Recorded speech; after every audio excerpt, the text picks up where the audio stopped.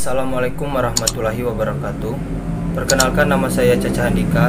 Saya dari Prodi Ekonomi Syariah semester 3 reguler. Di sini saya akan menjawab pertanyaan dari Ibu Sayu Maningsih.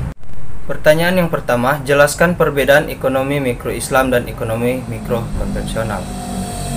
Yang membedakannya adalah, di dalam ekonomi mikro Islam terdapat batasan-batasan syariah.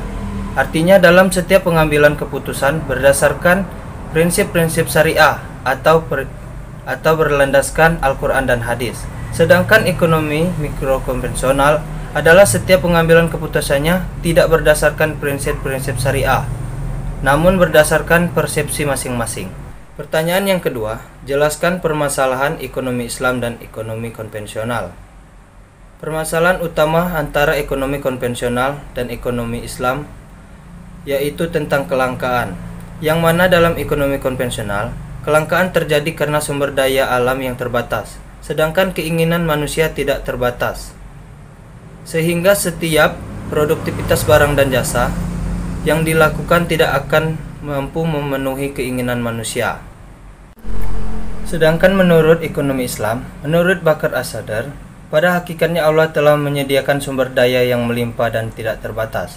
Namun kelangkaan terjadi karena pendistribusian sumber daya tersebut yang tidak merata di antara manusia. Pertanyaan ketiga, jelaskan nilai universal ekonomi. Yang pertama, tauhid, yang berarti keesaan Allah, yang mana tidak ada Tuhan selain Allah yang patut disembah.